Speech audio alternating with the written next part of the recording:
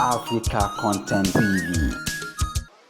Bàbá wa aláyélúwà Àwùjalẹ̀ gbogbo rẹ̀ Ìjẹ̀bú Aminu Ogun State Muslim Council wọ́n ní màmá wọ́n ní ọmọ ìlú yìí gidi ni wọ́n. Wọ́n ṣáájú gbogbo àwọn ìyá pátápátá. Wọ́n ní wọ́n yàtọ̀ nínú àwọn ìyá àwọn abiyamọ gidi ni màmá. Bàbá Kábíyèsí wọ́n ń sọ níwájú gbogbo àgbáyé pé màmá tọ́jú àwọn gidi, wọ́n tọ́jú gbogbo ọmọ tí wọ́n bí. Bàbá Kábíyèsí ní méje ní gbogbo àwọn màmá. Wọ́n ní nǹkan kọ́ lọ lákọ̀ọ́kọ́.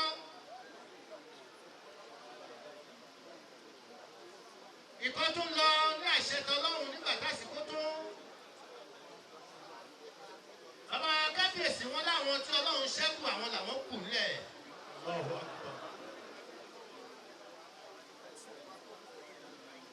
Bàbá Kábíyèsí Àwùjalẹ̀ gbogbo lẹ̀ Ìjẹ̀bú wọn náà dúpẹ́ lọ́wọ́ Ọlọ́run fún màmá.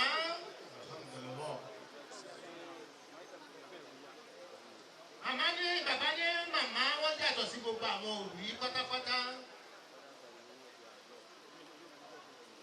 Wọ́n ní ìmáàmù Jàpárá láti Jàpárá tó fẹ́ di ṣífì ìmáàmù gbogbo ilẹ̀ Ìjẹ̀bú gbó. Wọ́n ní nǹkan tó ń fẹ́ látọwọ́ yín tó bá ń fẹ́ látọwọ́ ẹ̀ gbogbo alẹ́ ni wọ́n máa náǹsẹ̀ pẹ̀lú ògo Ọlọ́run. Bàbá Kábíyèsí wọn làwọn gbà yín láyè nǹkan tó fẹ́ láti ọwọ́ gbogbo ìjókòó nǹkan tó fẹ́ látọwọ́ màmá tí wọ́n bí bàbá wa Àwùjalẹ̀ wọ́n ní àwọn gbà yín láyè kẹ́ ànáǹsẹ̀ wọ́n ní ẹ̀ṣọ́ bàbá náà ń gbà yín láyè wọ́n ní ẹ̀fẹ̀ ní sọ̀rọ̀ ẹ̀ṣẹ̀ kí a má dá bàbá jókòó. Wọ́n ní nǹkan yòówù kí ẹ fẹ́ agbára lọ́hùn gbé. Allahu Akbar.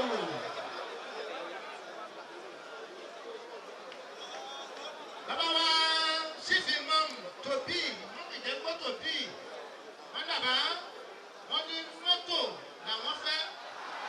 Allahu Akbar. Kábíyèsí Ọlọ́run jẹ́ kẹ́ pẹ́ fún wa. Máa jẹ́ mọ́tò tuntun. Bàbá wa Àwùjalẹ̀ wọ́n ní pẹ̀lú òkú tí Ọlọ́run àtìlẹ́yìn Ànábì Muhammad. Sallallahu alayhi wa sallam.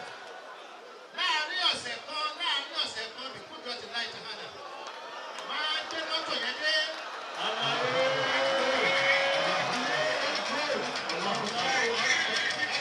Bàbá wa gbé dé.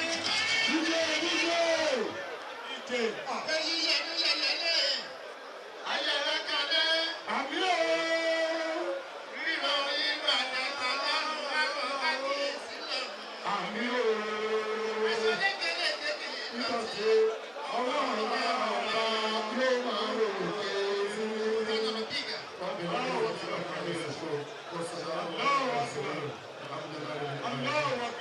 Bàbá Kábíyèsí wọ́n ní gbogbo àwọn jọmọ́ lápapọ̀ àti gbogbo àwọn àlejò wa. Bàbá wa Àwùjalẹ̀ wọ́n láwọn dúpẹ́ lọ́wọ́ yín o, ẹ kú ìfẹ́. Ìjẹ̀bú gbọ́ lápapọ̀. Ìjẹ̀bú gbọ́ lápapọ̀ bàbá wa tún sọ wọ́n ní Ìjẹ̀bú ìlú tó da tó lálùbáríkà ni. Allahu Akbar. Wọ́n ní ìlú tí a wà nínú ẹ̀ yìí.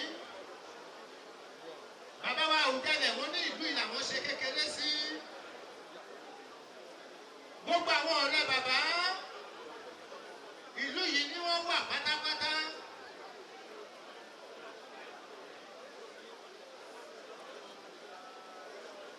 Bàbá wa Kábíyèsí wọn làwọn dúpẹ́ lọ́wọ́ yín o. Alhamdulillah. Bàbá wa Àwùjalẹ̀ wọ́n ní ó ṣeé ṣe kí kálukú wa ó má mọ̀ lámọ̀dájú wípé ìlú Ìjẹ̀bú. Allahu Akbar. Bàbá wa Àwùjalẹ̀ wọ́n nígbà táwọn ṣe primary school ó yàtọ̀ sí àsìkò tiwa ẹsẹ̀ làwọn fi ń rìn lọ táwọn fi ń bọ̀ pẹ̀lú pátọ́tò àwọn lórí. Tójò bá rọ̀ wọ́n ní màmá tó bí ìyá wọn àtẹ ni wọ́n máa gbé ní bàbá lórí. Àtẹ òun náà ni wọ́n máa gbé ní wọn lórí. Táwọn máa gbé lọ sí skul. Illallah Muhammadu Rasulullah. Gbogbo àwọn màmá náà pátápátá kúrò àlọ́ bísímìláì fún gbogbo wọn. Bismillahirrahmanirrahim. Qul huwa Allahu ahad, Allahu samad, lam yalid wa lam yulad, wa lam yakul lahu kufuwan ahad.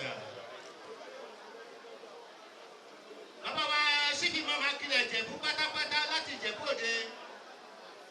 Wọ́n ní kẹ́ bá wa ṣe ètò yìí kó lárinrin kó lálùbáríkà. Wọ́n ní ẹ̀yin àtàwọn ọ̀dọ́ ọmọ yín. Wọ́n ní owó 10 million bàbá òṣìṣẹ́ ọ̀hún. 10 million naira. Allahu Akbar. Allahu Akbar. Allahu Akbar.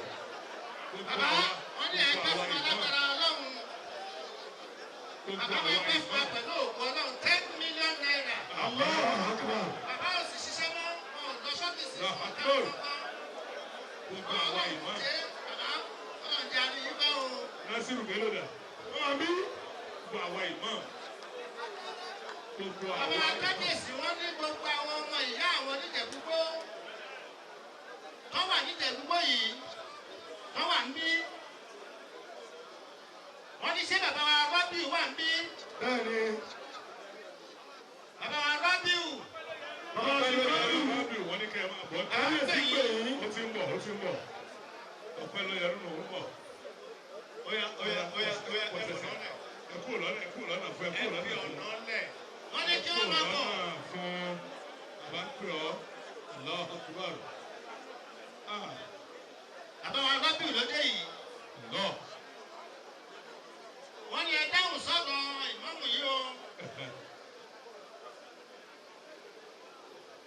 Wọ́n ní ṣe ni ká sọ fígọ̀ níjòkó wa ń bí báyìí. Bàbá wa Rọ́bìù wọ́n ní lágbára Ọlọ́run àti ní àṣẹ yín àwọn fún wọn ní 2 million naira. Allahu Akbar. Allahu Akbar. Wọ́n ní bàbá wa Láìdé Fowóṣiré ṣé wọ́n ti dé? Láìdé Fowóṣiré. Láìdé Fowóṣiré ṣé wọ́n ti dé? Àwọn Fowóṣiré bí bẹ̀rẹ̀ bá sọ ọ́lá. Wọ́n ní ṣé wọ́n ti dé? Ṣé wọ́n ti dé? Ọmọ Owó ṣeré mi bẹ̀rẹ̀ bá bẹ̀rẹ̀ kárí. Aláàjì wọ́n ní ṣé Láìdé Fowóṣiré ti dé? Wọ́n ní wọn ò tí ì dé. Bàbá wọn ní wọ́n ti dé. Ah, Bàbá wa Àwùjalẹ̀ wọ́n làwọn adáhùn fún Láìdé Fowóṣiré. Wọ́n ní Láìdé. Wọ́n ní ìkan nínú àwọn ọmọ àwọn ni. Lọ. Wọ́n ní ìmáàmù yóò tí ì ní ilé tiẹ̀ lórí o. Allahu Akbar. Allahu Akbar. Allahu Akbar. Allahu Akbar. Láìdé Fowóṣiré. Láìdé Fowóṣiré. Òun ní òun ni kí wọ́n kọ́lé fún bàbá wa ìmáàmù tẹ̀lé.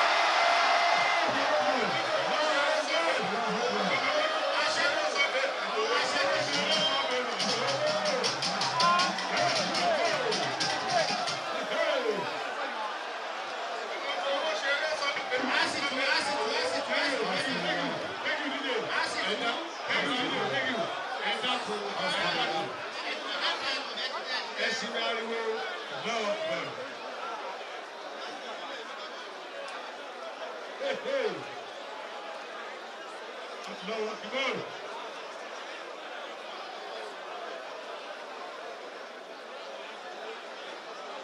Wọ́n ní sáájú bóyè.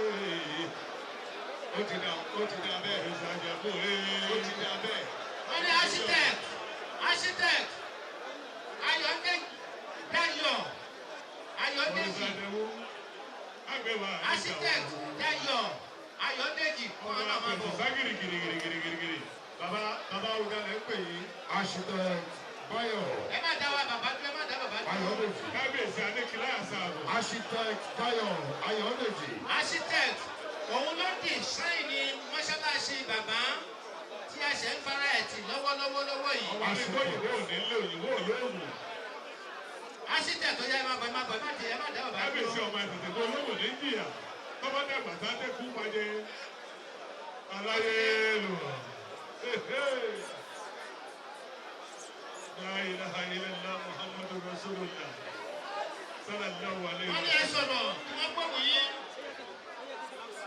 bàbá orí olùsẹ̀ kú oríire.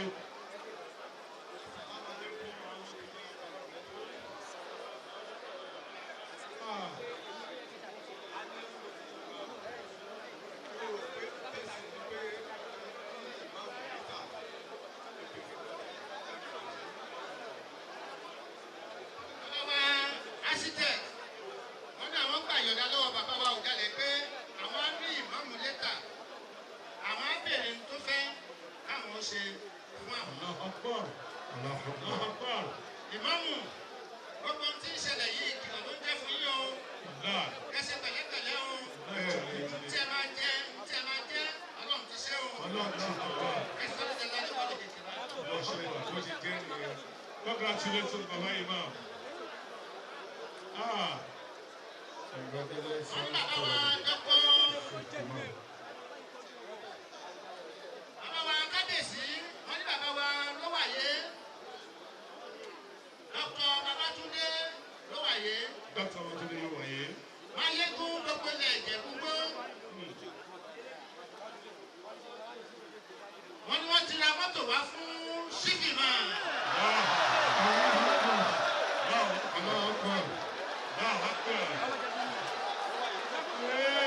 Wọ́n ní mọ́tò náà wà ní ààfin lọ́wọ́lọ́wọ́ bá ṣe ń sọ̀rọ̀.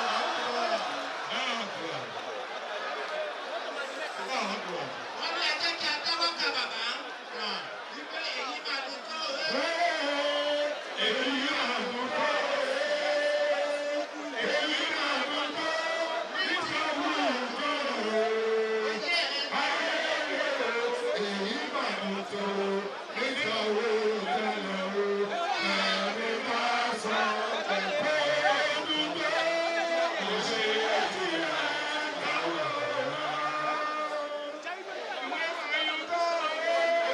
Thank you.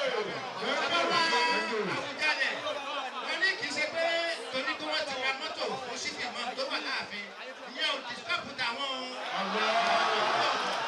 Ilé tí ìmọ̀mù máa gbé tó máa gbé tó lókè. Láyé tó fọwọ́ ṣúná, ìyẹn náà ń bọ̀ lọ́nà. Architect Dayọ̀ tí ẹ náà máa ṣe ó ń bọ̀ lọ́nà.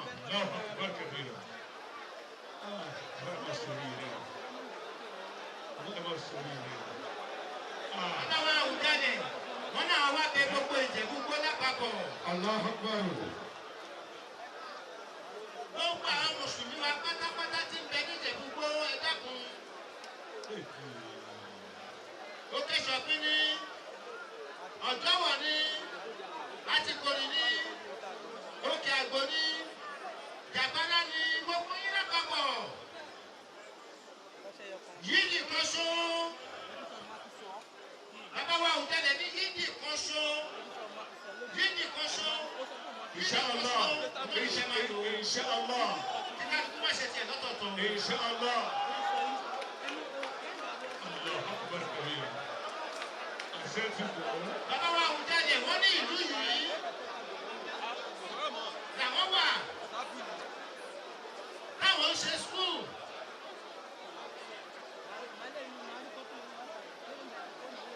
Nígbà tí wọ́n ṣe yídì nílùú yìí ní ti máa gbọ́ yídì yìí wọ́n ní ẹ padà síbẹ̀ o.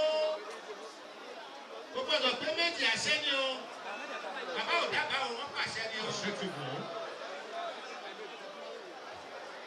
Ọlọ́run á ràn gbogbo wa lọ́wọ́ o. Àmín. Allahu Akbar. Ìbílọ̀lá ẹni èrè. Ó dà bẹ́ẹ̀. Àdúpẹ́. Bàbá wa ní àwọn dúpẹ́. Alhamdulillah. Fí àǹfààní ńlá tẹjọ́ òní. Kẹ fún bàbá wa Àwùjalẹ̀. Ọlọ́run ń lò yín, ó lò Ìjẹ̀bú-Igbó. Ọlọ́run tún ní kí bàbá tún padà wọ ìlú yìí. Bàbá wa ní mo ló sì tẹ̀lé ẹ kú oríire o. Alhamdulillah. Ẹ kú oríire o. Ó ṣe ìyẹn bàbá Ọlọ́run ajẹ́ kó yẹ̀ yín náà. Àmín. Ẹ̀mí ní bàtà láfíà. آمين.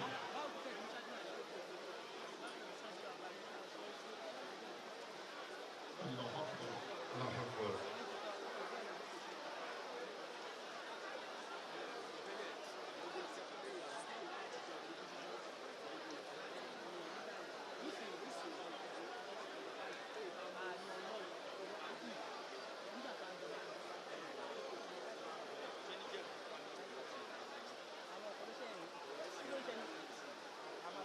Bàbá wa olóyè.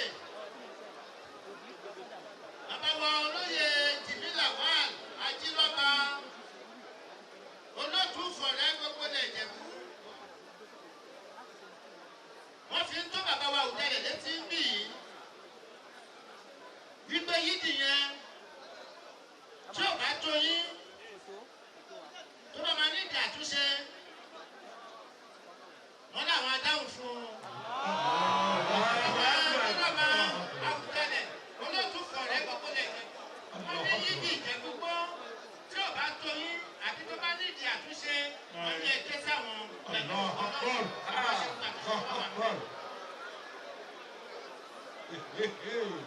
Tó bàbá wa lóòtú fọ̀rẹ́ Ajílọ́ba àwọn Ìjẹ̀bú gbọ́mọ́ sọ ní sìkà àwọn tí ní ilẹ̀ tó lè gba àwọn wọ́n lé ti kàṣíwà nílẹ̀ wọ́n láwọn fẹ́ kọ́ ọ sọ àṣìṣẹ́tì bàbá wà ní wọ́n tún jẹ́ ọmọ bàbá wọn náà máa yà á wọ́n láwọn lọ máa ṣe pẹ̀lú ògbó Ọlọ́run wọ́n ní àṣìṣẹ́tì ló máa ya yídì yẹn tó máa bá ìgbàlódé mu pẹ̀lú ògbó Ọlọ́run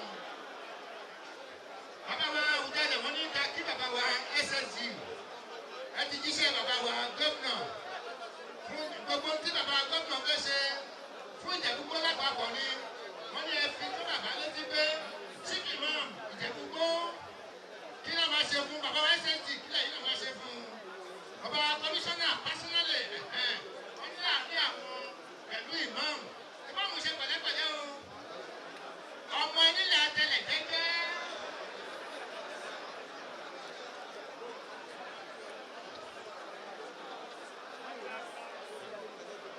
Bàbá wa síbì mọ́ ìmáàmù tọ́lọ́run fún wa yìí wọ́n ní ṣe ni ọ̀rọ̀ síbì mọ́mù yìí bí nǹkan tó wà ní Báíbùlù wọ́n ní ṣe ǹjẹ́ nǹkan rere lè ti Násárẹ́tì wá ǹjẹ́ nǹkan dáadáa lè jáde láti Násárẹ́tì.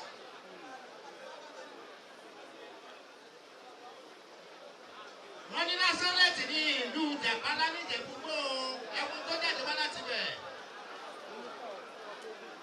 Wọ́n lóun ló kéré jù. Wọ́n ní níjà ewu nǹkan tó yọ jáde láti inú Jàpálá. La ilaha illallah Muhammadu Rasulullah. Wọ́n ní síbí máa ẹ kú oríire o.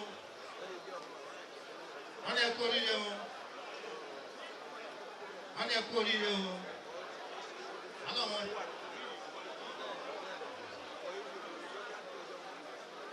Dáadáa yìí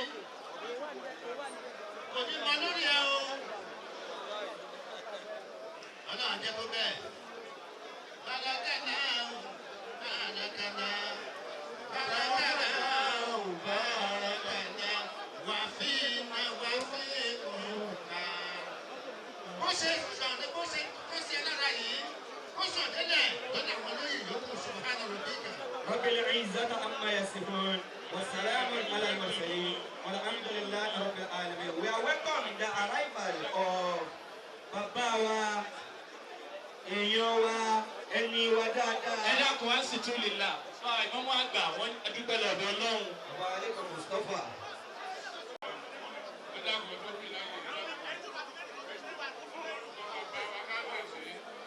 Aha.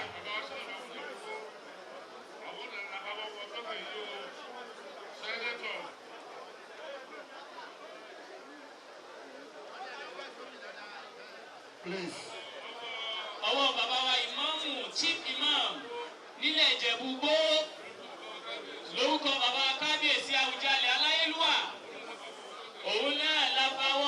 sókè yìí o. Ọlọ́run tó bí mi. Ẹ̀mí gígùn àtàláfíà. Ìfọkànbalẹ̀. Ọlọ́run kò fi ta yín lọ́rẹ. Ọlọ́run má jẹ lóye náà ní wàràwàrà. Ọlọ́run kò fún yín lẹ́nu gígùn àtàláfíà. Gbogbo ẹni bàbá wa kábíyèsí. Òun èé o. Sọlú alánàbí kẹrìmì. Sallallahu alayhi wa sallam. Ẹ wo kò sí owó Sẹ́nitọ̀. Ẹ jẹ́ kí a sún sẹ́yìn ẹ̀jọ́. Ìmáàmù ìmáàmù ìmáàmù. ẹ̀dọ́. Bàbá ìmáàmù ń pè Bàbá yín. Múláwà ni wá. Ẹ dákun, ẹ Bàbá dákun. ìmáàmù ń pè yín. Ẹ dákun. Ẹ bá ń pè yín Akí náà. bàbá wa Sẹ́nitọ̀ Lẹ́kan Láti fi Mustapha. síbi sẹ́nitọ̀. Ọlálẹ́kan Mustapha. Bàbá ti ṣe gbígbé àyà mẹ́fà. Yàyà ẹ̀dọ́. Alájà Abdulrahman Ilẹ̀ ti kún. Mustapha. Bàbá wa Sẹ́nitọ̀. Bàbá ní láàárín ẹ̀yin pẹ̀lú ìmọ̀. Ẹ ṣàdéhùn káàdì mi ẹ̀kẹ́ tó dà wọ́n. Wọ́n ní ìmọ̀ wa jíṣẹ́ fún bàbá. Abdulmajid Adesegun Adekoya. Atakaturaya. Sẹ́nitọ̀ Abdulrahman Ọmọjà. Ọ̀gbẹ́lẹ́kan Mustapha Mustapha. di ààrẹ ọ̀dínì of Ogun State. Ṣàlá. Ẹgbẹ́rún ààrẹ o. Barakoyi wà. Barakoyi wà. You are welcome, sir. Akí Alájì wa Kaka. Ọlálẹ́kan Mustapha. Honourable Afẹ́wé láwà ní báyìí o. Abdulmajid Alájì wa Abdulmajid. Adesegun. Adéṣẹ́gun. Àtàkà. Atakaturaya. Àtàkà. Ẹ̀dọ́. Àfọwọ́tọ̀ ọ̀lẹ́ fún Afẹ́wé ni Ìmáyínà. Ọmọjà ní kó Ẹ bá ní fún ìmọ̀ọ́mù ní máìkì. Bismillahirrahmanirrahim. Hello sir. ẹjọ́ wo orin tí mi kú òfin ẹ̀sùn sẹ́yìn ẹjọ́ wo orin lọ. Ní orúkọ bàbá wa president àti gbogbo ìmọ̀ tí wọ́n wà bí yìí. Wọ́n ní káwé lọ́wọ́ ní chief imam Ìjẹ̀bú gbogbo àwọn lọ́balọ́ba ló kí yín pé kábíyèsí o. Bismillahirrahmanirrahim. Bàbá wa Jìmílà wà ló kí yín sá o. Kí ni oyè bàbá Jìmílà wà náà? Bàbá wa Jìmílà wà. Ẹ bá mi Ajírọ̀bà. Ajírọ̀bà káàpù. Bismillahirrahmanirrahim. Bismillahirrahmanirrahim. Allahumma. Allahumma Tawwijni. Tawwijni. Bitajin. Bitaji. Imani. Imani. Warahma. Warahma. Bijayi sayyidil wara. Bijayi sayyidil wara. Ẹ̀dọ̀ ẹnì kọ̀ọ̀kan ní local government kọ̀ọ̀kan. Ìjọba òde local government. Hello, guys, you drop the phone down. My last one. Honourable Abdulmajid Adesegun Atakaturaya. Ọmọjà ní kójà ní mọ̀ọ́bà. Ọmọ àkómọ́tọ̀ ọ̀lẹ́ kó tọ̀ ọ̀lẹ́ àwùjọ àwọn. Aṣíwájú Atakaturaya. Ọmọ ẹgbẹ́ ṣàkọ́. Aṣíwájú Atakaturaya. Alida, Alida, Alida, Alida, Alida, Alida, Alida, Alida, Alida, Alida. Ẹ jọ ń torí Ọlọ́run. Ẹ jẹ́ kí àwọn ìyàwó ríran o. Wọ́n ti wé ẹ̀rọ ní ṣífì máa mọ. Ẹ wò ó. Ẹ má ṣe bàbá wọn gbàdá lójú o.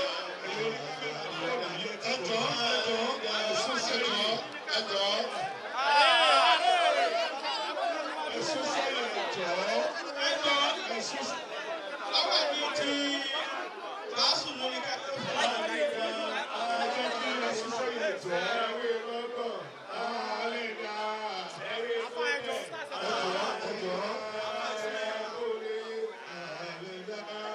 ẹ má ṣe bàbá wọn kábíyèsí lójú.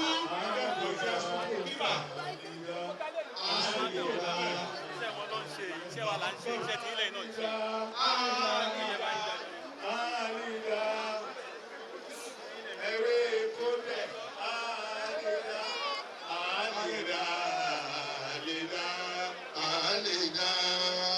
Ẹ jẹ́ ká sún sẹ́yìn lórí kámẹ́rà yìí. Àlìdá. SSD sà. Ẹ jẹ́ kí A máa gbé láwà ní tẹ̀yìn náà kí n tó kúrò bí ìlú. àdìgàsíra tó wà bẹ́ẹ̀ tó wá ti lọ. Lọ́jọ́ tó kú tàbí. Ẹ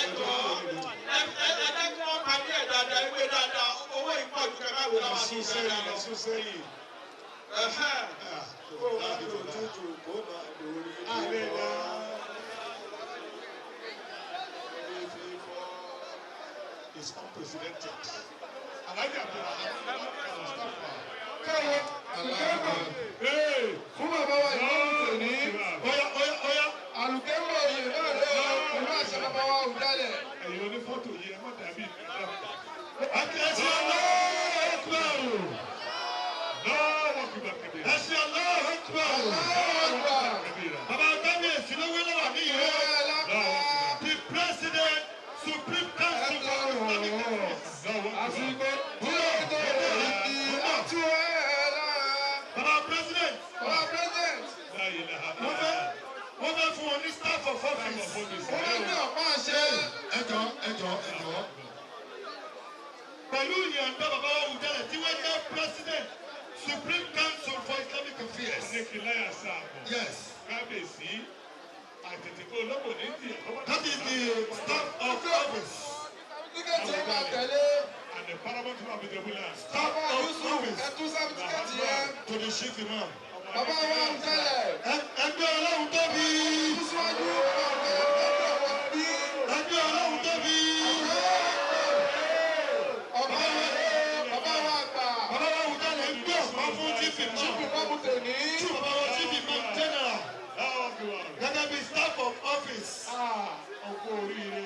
Bẹ́ẹ̀ bá ti rí gbogbo bẹ́ẹ̀ bá ti rí símbọ̀lù yìí, chief imam lẹ́rí o. Gbogbo bẹ́ẹ̀ bá ti rí ọ̀pá yìí, chief imam lẹ́rí o. Gbogbo àbá tí bá ń sòkè lọ́wọ́ bí ọ̀pá yìí bá ti dé, chief imam lẹ́rí o. Pẹ̀lú ògùn ọlọ́run ẹ̀ ní méjì àwàràwàrà. Ẹ ṣe á yàn. SSD lórúkọ gómìnà Ogun State.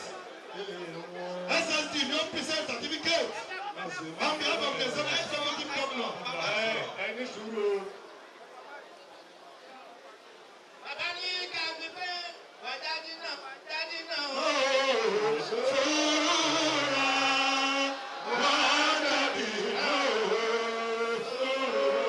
Bàbá ìmáàmù lóye kọ́tẹ̀ wọ̀jáde náà.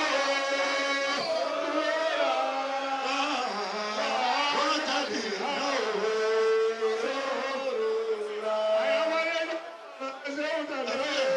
náà. Bàbá Awùjalẹ̀ fẹ́ sọ̀rọ̀. Kí executive governor of Ogun State. Àwọn ló máa present certificate. Ably represented by Dr. Tokunbo Talabi, the SCCD. His Excellency Dr. Tokunbo Talabi is doing justice to the presentation of certificates now. To the glory of Almighty Allah. This is to certify that the League of Imams and Alfas of Ijebuland has conferred Precisely 1 p.m. 1:20 p.m. Nigerian time. Allahu Akbar. Allah Akbar Kabira. Precisely. This is to certify that the League of Imam and Alfas of Ijebuland has conferred the Islamic chieftaincy title and installed Al-Haji Sheikh Abdulateef Qasim Adebayo as Chief Imam of Ijebu, in noble recognition of his selfless services and dedication to the cause of Islam in Ijebuland and the entire Muslim world. We therefore wish him long life and prosperity, a happy stay in office, and further useful and meritorious service to the entire Muslim community. Allahu Akbar. In testimony whereof, this certificate is given, signed and sealed by the undersigned Imams on this day, Sunday, 25th day of August 2024. May the blessings of Allah be with you Amen. always. Allah Akbar. Congratulations. Allahu Akbar. Allah Akbar.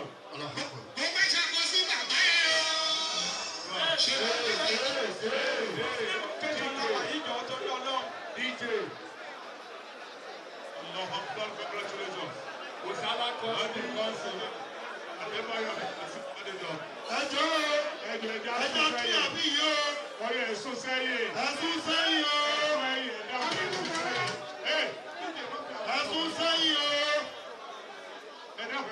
sẹ́yìn torí wọn.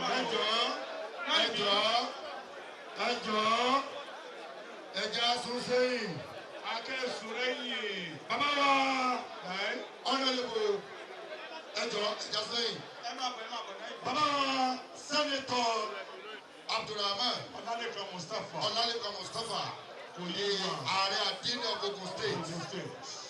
Bàbá wa Olùjálẹ̀ wọ́n ti ṣe ń tẹ̀ máa ń ṣe fún league kẹ́ tó dé. Mo dẹ̀ mọ̀ pé bẹ́ẹ̀ ṣe jókòó yìí. Ó ní tẹ́yìn náà tún fẹ́ ṣe fún líìgì tí wọ́n jẹ́ àwọn bàbá yín. Ó ní bẹ́ẹ̀ ṣe máa ṣe. Ẹjọ́ bàbá kábíyèsí ẹnu mi ò pa àwọn màmá wa lásàlátù. Wọ́n ní kábíyèsí ṣe dárúkọ tó. Àwọn màmá wa lásàlátù. Wọ́n láwọn níyàwó yín. Wọ́n láwọn ìyàwó yín. Wọ́n lè fẹ́ tó orúkọ tàwọn náà.